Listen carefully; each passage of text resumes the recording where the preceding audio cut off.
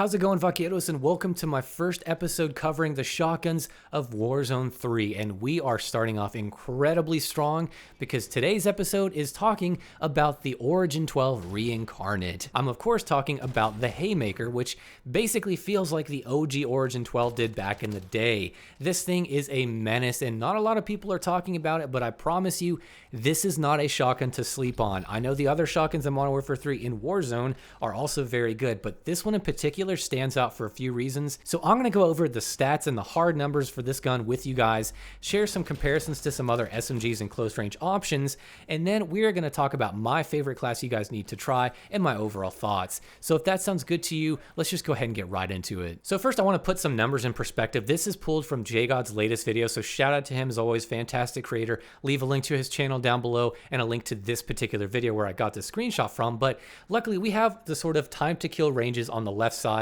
As you can see in yellow, those are some SMGs from Modern Warfare 3, and then the blue ones are Modern Warfare 2. And as you can see, the general pattern is that from about 500 to 600 milliseconds, that's sort of the range where a good SMG is going to be for time to kill. So generally, it's going to kill around that 600 millisecond mark. That's pretty average for what we saw in Warzone 2. So the reason that's important is because it gives good perspective on where this shotgun sits. Now, if we take a look at the Haymaker numbers I was able to come up with, this is what I was able to find. The Haymaker, of course, has about a 250 rounds per minute rate of fire, and now the damage up close out to about 2.8 meters is 200. That means you are dealing about 52 damage per pellet based on the in-game stats, but it's capped at 200, and this is absurd because this is pump action levels worth of damage, and you have a very fast firing semi-auto shotgun. This is basically only a few rounds per minute off of the KV broadside with its bolt attachment, and so our shots to kill is going to be 2, and with the rate of fire we have, the time to kill for this gun up close is 240 milliseconds. That is absurd compared to, again, 500 to 600 millisecond time to kill on some of these SMGs that are very strong. 240 milliseconds is a blink of an eye compared to that. That is absurdly quick. Now it gets even better, of course, because out to about 5.5 meters, you still do about 120 damage, which is still very, very good. And your 3-shot time to kill is sitting at about 480 milliseconds, still much better than a lot of the SMGs. Now it does get a little bit worse off here. Of course, 5.5 to 9.3, you're dealing about 92 points worth of damage. This is chest and stomach level, by the way, keep that in mind. So you're at about a 4-shot kill, and your time to kill is roughly 720. So you can see that's kind of where it starts to fall off, and that's where the drop off starts to get a little more unforgiving. But with these numbers, coupled with how easy this thing is to use, where you just go up to someone and sort of spam the hell out of them, this is insane. These numbers are incredibly good. And even though the range is very short, if you have a good build focused on some mobility, you can make quick work of people, and I'm telling you, this thing is absurdly strong. As for the class, this is the build that I've been using in solos. This is good for solos and duos. If you want a build for trios or quads, you can use the same one, but swap out the mag for the 20-round magazine.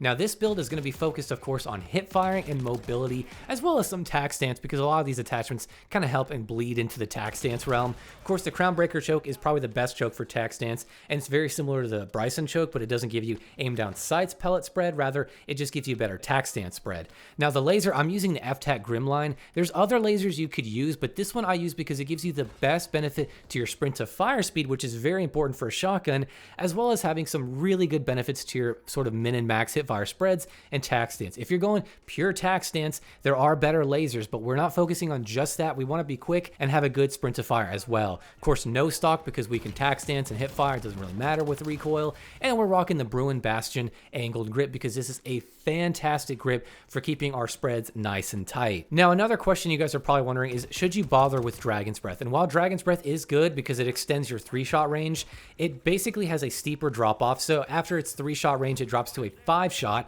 and up close, you cannot 2-shot. It's basically going to take 3 shots. You do have some burn damage, which is very nice. You can get a lot of kill trades, but in my opinion, you're much better off with the base ammo. So don't really concern yourself yet with Dragon's Breath, and I'll make a separate video for that. But right now, the base ammo is absolutely the way to go. Don't touch Dragon's Breath.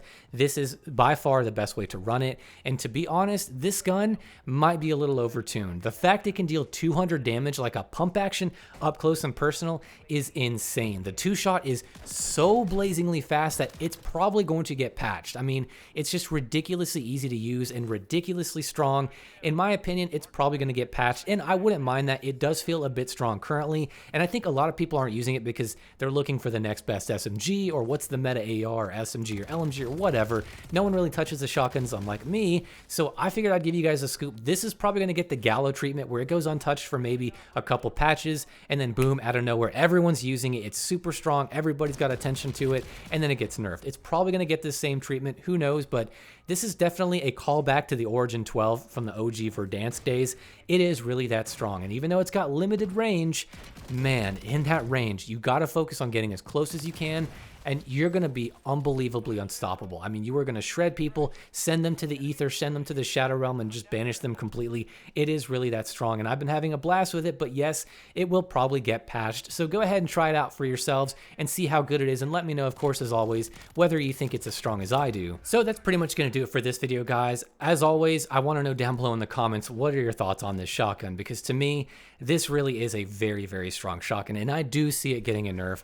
There's just no way it can do this much damage and get away with it. There's no freaking way, and I know they've been working so hard to cut that time to kill down, or rather make it longer so it's not as fast, so this is just an outlier. It's probably going to get patched, so go ahead and use it, but let me know down below in the comments, what do you think about this shotgun? Have you used it in Warzone? Are you having a blast with it like I am? What shotgun are you excited to see me cover next? And with all that being said, guys, I will see you in the next video.